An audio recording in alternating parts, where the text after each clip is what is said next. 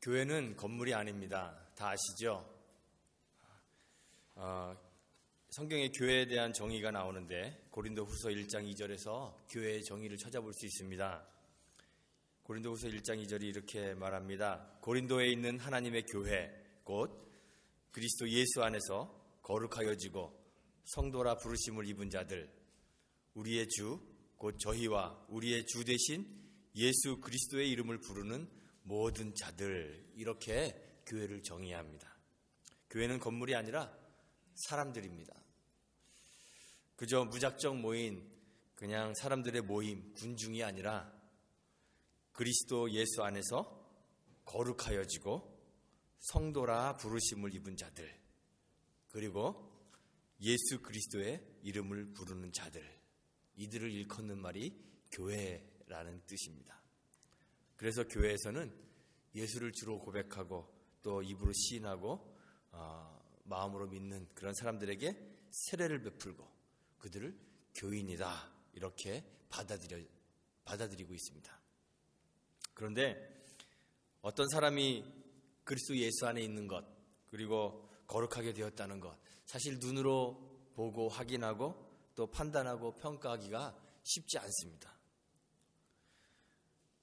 지금 분명히 이 세계 안에 예수님께서 존재하고 계시는데 이 세계 안에 존재하시는 그리스도 예수를 우리의 눈으로 볼 수 있는 것이 아니기 때문에, 예수님은 우리의 눈으로 볼 수 있는 그런 존재가 아니기 때문에 그 예수님 안에 거한다는 것, 그냥 가시적으로 어떻게 증명하기가 참 어렵습니다. 거룩하다는 말은요, 원래 세상과 분리된다, 구분된다는 말입니다. 거룩하다는 것은 우리 내면의 변화, 우리 존재의 변화를 의미하는 것이기 때문에 그냥 겉으로 보이는 외적인 삶의 변화나 또는 행동의 변화만으로 거룩함을 온전히 평가할 수는 없습니다. 그래서 사실 세상에서는 누가 진정한 교회인지, 누가 진정한 신자인지 구분하고 판단해내기가 쉽지 않습니다. 어떻게 보면 불가능하다고도 할 수 있습니다. 예수 그리스도의 이름을 부른다는 것도 그렇습니다. 그냥 입으로 막 주님 주님 하고 부르며 따라다니는 그런 것을 예수 이름을 부른다고 성경이 표현하지 않습니다. 예수님을 주여 주여 부르며 따랐던 사람들에 대한 예수님의 평가가 성경에 기록되어 있죠. 마태복음 7장 21절에 보면 예수님이 말씀하십니다. 나더러 주여 주여 하는 자마다 천국에 다 들어갈 것이 아니요 다만 하늘에 계신 내 아버지의 뜻대로 행하는 자라야 들어가리라 말씀하셨습니다. 그래서 우리가 교회 또는 성도 이렇게 부를 때 두 가지 약간 다른 의미를 그 안에 내포하고 있음을 우리 알아야 됩니다. 교회를 분류하는 방법 중에 하나인데요, 첫 번째는 하나는 뭐냐면 가견교회입니다. Visible Church입니다. 다른 하나는 비가견교회, Invisible Church입니다. 가견교회와 비가견교회가 있습니다. 가견교회라는 것은 Visible Church는 눈에 보이는 이 교회를 말합니다.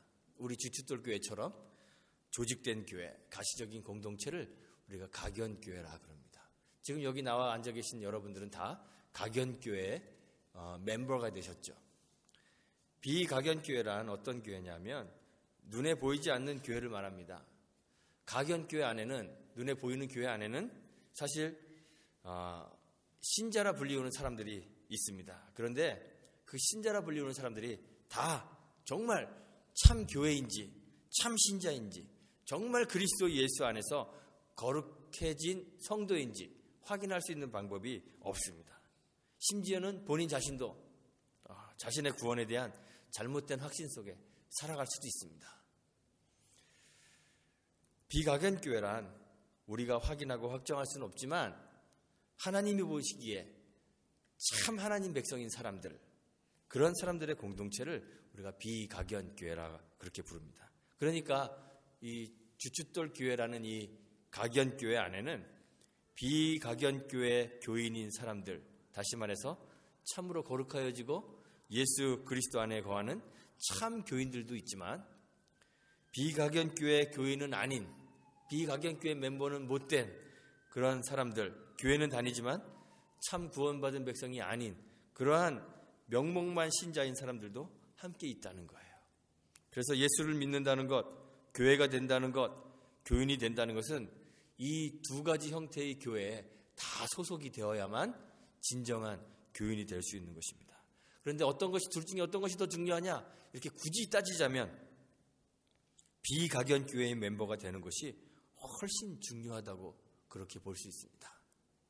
각연 교회, 눈에 보이는 교회에 평생 다니면서 남들처럼 썬데이에 어디 놀러도 못 가고 아까운 내 돈 헌금하고 또 아까운 시간 내서 봉사하고 그렇게 희생적으로 살다가 정작 하나님 앞에 딱 섰는데 하나님께서 나는 너를 도무지 알지 못한다, 이런 소리를 만약 하신다면 그것만큼 안타까운 일은 없을 거예요. 하나님의 참 백성, 교회가 되는 것은 언뜻 보면 쉽고 간단한 것처럼 보이지만 사실 그렇지 않습니다. 오늘날의 교회들이 너무 많습니다. 제가 말트 앞에서 잠깐 전도한 적이 있는데요. 몇 달 이렇게 전도하다 보니까 만나는 사람들마다 다 어딘가 교회를 다니고 있더라고요. 다 교회 다닌대요. 천국으로 가는 길에 많은 사람들이 몰려와서 함께 큰 무리가 되어 천국 여정을 함께 하고 있는 것처럼 그렇게 보입니다. 그런데 성경이 말하죠. 천국으로 가는 문과 천국으로 가는 길은 좁고 협착하여서 찾는 이가 적다고 했습니다. 넓고 찾는 이가 많은 길은 천국으로 향하는 길이 아니라 멸망으로 향하는 길이라고 성경이 이야기합니다. 오늘날 교회 안에는 참 하나님 나라의 백성이 아닌 무늬만 신자인 사람들이 너무나 많이 있습니다. 그래서 교회는 많아지고 대형 교회들도 많이 생기고 신자의 숫자는 늘어나는데 교회가 세상의 비난과 손가락질을 받고 있습니다. 교회는 항상 이야기합니다. 죄로 부패한 세상을 정화해야 한다고, 깨끗하게 해야 된다고 안타까워합니다. 이 세상 살만한 세상이 되어야 된다고 안타깝게 세상을 바라보죠. 그래서 교회들이 세상을 향해서 거룩과 공의를 외칩니다. 그런데 그런 교회를 보는 세상의 시선은 별로 그렇게 곱지가 않습니다. 친절한 금자씨라는 영화가 있습니다. 저도 보지 않았는데요. 보신 분들 계신지 모르겠습니다. 제가 이렇게 비디오 클립들을 몇 개 찾아보니까 금자씨가 감옥에서 추록하는데요. 추운 겨울날 어떤 교회인지 모르겠는데 교회 교인들이 교도소 밖에서 이 금자씨를 기다립니다. 금자씨가 교도소 문이 딱 열리고 금자씨가 등장하자 이 교인들이 악기를 동원하여서 아름다운 하모니로 찬송가를 부르며 환영합니다. 근데 그 영화 클립 보니까 정말 우리 성가대보다 더 잘하더라고요. 아름다운 찬양을 부르더라고요. 하모니가 아주 좋더라고요. 전도사라는 사람이 하얀 접시에 두부를 담아서 이렇게 내밀면서 말합니다. 두부처럼 하얗게 살라고 다시는 죄짓지 말라는 뜻으로 먹는 겁니다. 그러자 금자씨가 살며시 두부 접시를 뒤집어서 땅에 팽개치면서 무표정한 얼굴로 말합니다. 너나 잘하세요. 이 너나 잘하라는 이 말이 한동안 우리나라의 유행어가 되었습니다. 너나 잘하세요. 교회라는 이름 아래 모이고 교회라는 이름으로 불리우는 우리 신자들이 눈에 보이는 교회 교인으로 만족하지 않고 눈에 보이지 않는 참 교회, 그 교회의 교인이 되어야 합니다. 참 신자가 되어야 합니다. 주님의 명령, 지상명령이라고 부르는 말씀이 있죠. 너희는 가서 모든 족속으로 제자를 삼아 아버지와 아들과 성령의 이름으로 세례를 주고. 선교사님들이 하도 이 성경 본문 많이 써먹어서 그냥 이 본문만 들으면 선교하라는 명령인 줄 우리가 다 그렇게 알고 있는데요. 이 말씀은 선교하라는 명령이 아니라 사실은 교회에게 하신 명령입니다. 교회에게 제자를 삼으라는 명령입니다. 세례를 베풀고 주님이 분부한 모든 것을 교회 안에서 가르쳐서 지키게 만들으라는 그러한 명령입니다. 교회에 들어와서 조직된 교회의 멤버가 되는 그것으로 충분하지 않다는 것입니다. 의식적으로 세례를 받는 것, 그것만으로는 참 교회가 되는 것이 아니라는 말입니다. 주님이 분부하신 것들, 우리에게 전해진 하나님의 말씀을 가르치고 배우고 지키는 실제적인 삶의 변화가 우리 안에 일어나야 된다는 말입니다. 변화되지 않은 세상과 별반 다를 것 없는 사람들이 그저 세상에서 사교, 클럽, 회원권 얻는 것처럼 교회 멤버십을 얻고 그런 사람들이 전도한다고 하니까 세상이 비웃는 거예요. 그래서 세상이 교회에 대고 말하죠. 너나 잘하세요.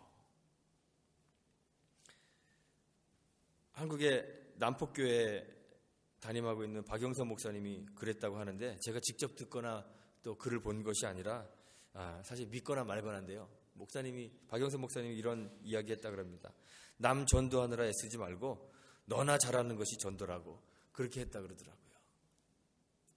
사실 오늘날 교회를 보면 교회 밖에서 전도하는 것도 중요하지만 교회 안에서 전도하는 것이 훨씬 더 중요한 그런 상태가 되어버리고 말았습니다. 성경은 신자들에게 말하죠. 마음을 새롭게 함으로 변화를 받으라고 명령하고 있습니다. 마음을 새롭게 함으로 변화를 받으라. 일반적으로 종교인이 되는 것은 그저 의식적이고 외적이고 형식적인 변화로 이해되기 쉽습니다. 일단 신자가 되면 교회 출석하고 예배에 참석하는 것 같은 그런 의식을 준수합니다. 모든 종교들이 다 그렇습니다. 어떤 종교이든 그 종교의 신자가 되면 그 종교가 요구하는 제사나 의식에 참여합니다. 유대교의 개종자들도 그랬습니다. 세례를 행해주고 할례를 행하고 율법에 따라 정결의식에 참여하고 정해진 제사와 규정들을 잘 지키면 그러면 신자라고 그렇게 인정해 주었습니다. 신자가 되는 것입니다.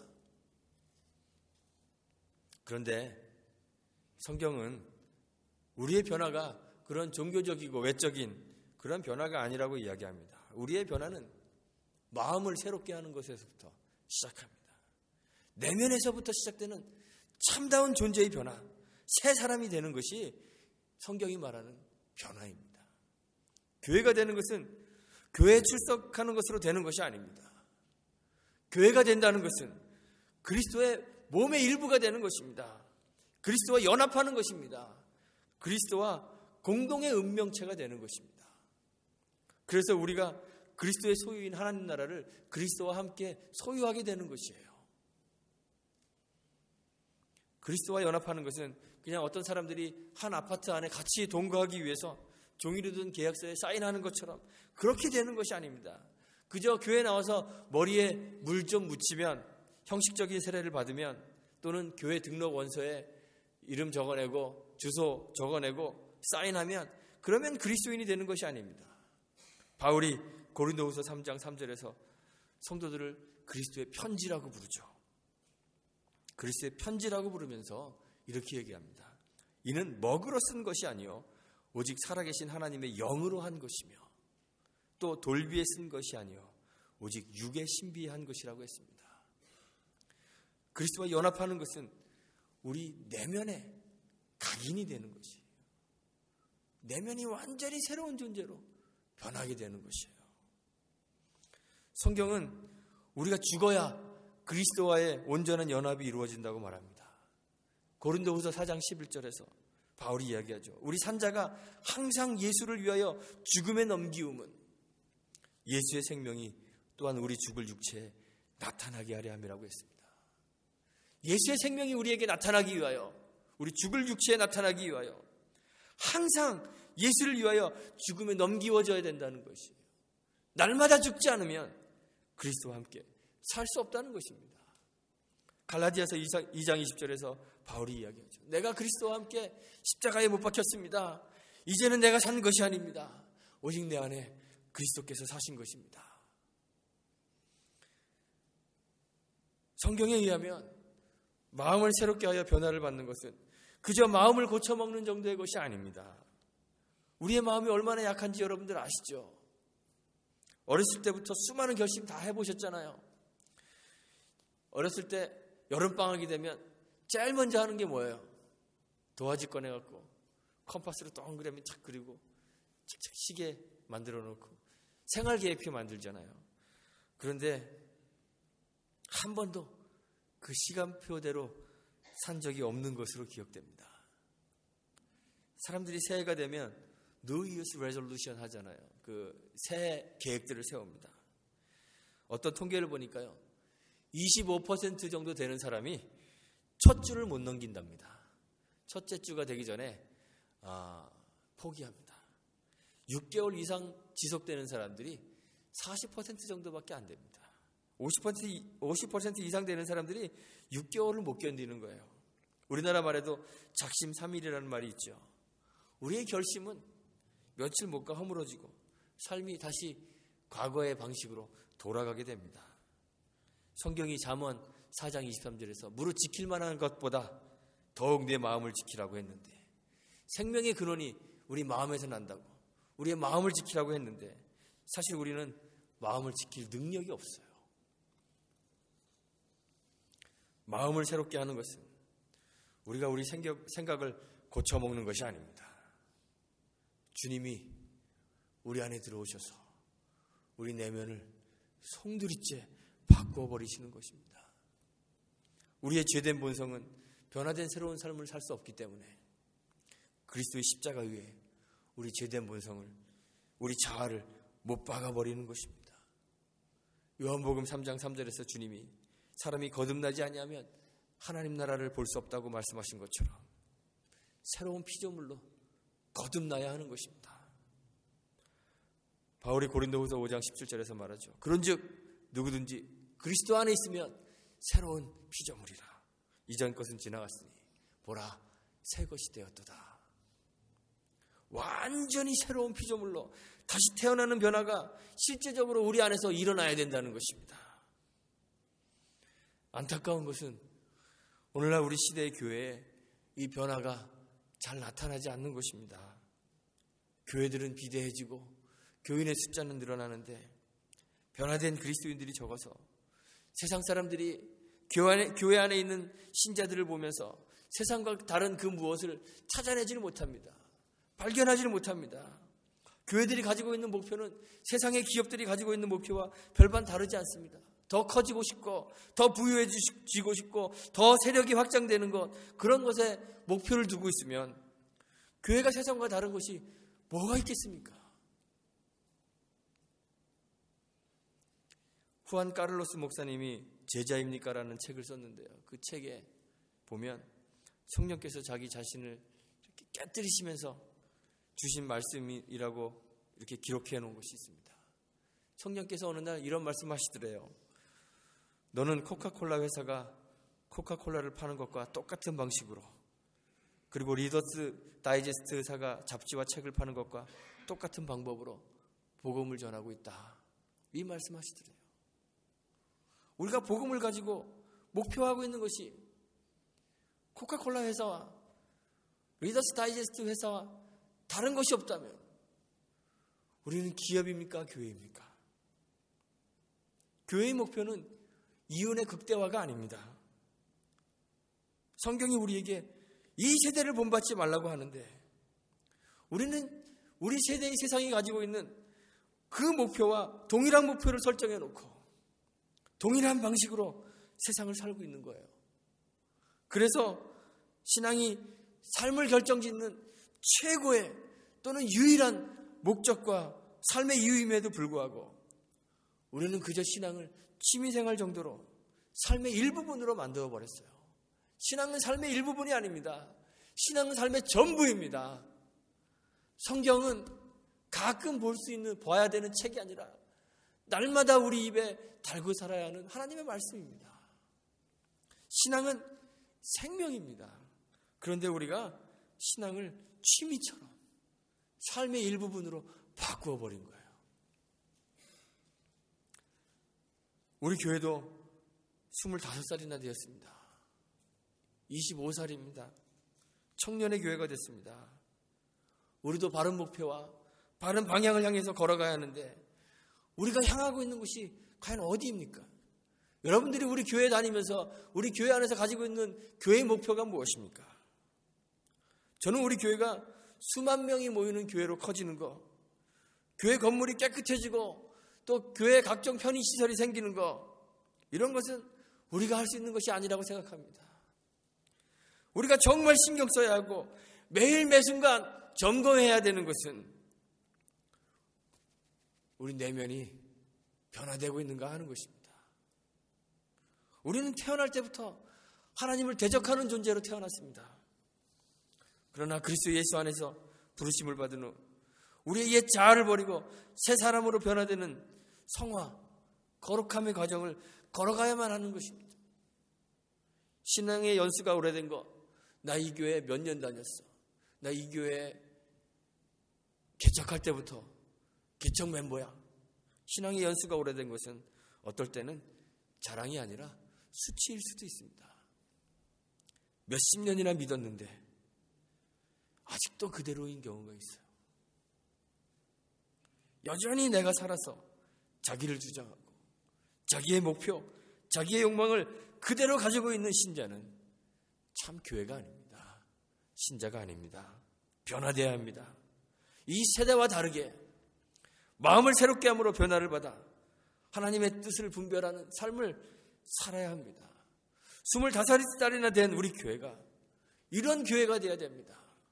우리 교회가 약하다고 자꾸 교회가 커지는 것 여러분들 상상하지 마십시오. 교회가 작으면 저만 불편하다 그랬잖아요. 그렇죠? 여러분들이 교회가 작아서 불편한 게 뭐가 있습니까? 여러분들이 저한테 주는 사례가 작으니까 저만 불편하죠. 저만 불편하면 되는 거예요. 여러분들이 그런 헛된 꿈을 꾸지 마셨으면 좋겠습니다. 여러분들이 삶 속에, 여러분들 내면에 그리스도로 인한 참된 변화가 이루어지기를 소망합니다. 이 변화가 있는 교회가 되어야 됩니다. 날마다 하나님의 말씀에 따라 변화되는 교회가 되어야 하는 것입니다. 늘 주님 안에 거하십시오. 이 변화는 우리가 만들어낼 수 있는 것이 아니기 때문에 우리는 우리를 새롭게 창조하시는 주님의 손길을 기다리며 늘 주님 안에 거해야 합니다. 주님이 제자들에게 말씀하시죠. 포도나무의 가지가 과실을 맺는 방법이 뭐가 있느냐? 너네가 뭘 어떻게 해서 가지가 열매를 맺는 것이 아니다. 그저 포도나무에 붙어 있으면 된다. 그러죠. 포도나무에 붙어 있으십시오. 주님 곁에 붙어 있으십시오. 늘 주님께 붙어 있어서 사망에서 생명으로 변화되는 참 변화가 우리 가운데 있기를 간절히 소망합니다. 주님 안에 온전히 거하기 위해 자기를 버리고 십자가에 못 박는 신자들이 있는 교회, 그 안에 그리스도가 살아서 예수의 삶이 그 신자들을 통해서 나타나는 교회, 세상을 본받지 않고 마음을 새롭게 함으로 변화되는 교회, 자신의 욕심과 욕망이 아닌 하나님의 선하시고 기뻐하시고 온전하신 뜻을 분별하여 세상과 다른 삶을 사는 교회, 그러한 성도가 다 되시기를 주님의 이름으로 축원하고 부탁드리겠습니다. 함께 기도합니다. 하나님 감사합니다. 우리 교회가 25년의 세월을 흘러서 하나님을 섬기는 교회로 이렇게 성장했습니다. 우리 외면으로 겉으로는 연약하고 또 가난하고 약하지만 우리 안에 그리스도가 계심으로 우리는 강하고 부유하고 또 성장한 그런 교회가 되기를 원합니다. 주님, 우리 교회에 함께하여 주옵소서. 우리가 겉으로 보이는 것에 현혹되어 세상 사람들과 같은 동일한 목표로 생활하지 않도록 도와주시고 주님이 우리 안에 자리 잡으셔서 우리를 변화시키는 그런 참된 변화를 바라보며 나아가는 교회 될 수 있도록 은혜 베풀어 주옵소서. 우리 교회 안에 주님이 사셔서 주님이 드러나는 아름다운 교회 될 수 있도록 주께서 은총 베풀어 주옵소서. 예수님의 이름으로 기도합니다. 아멘.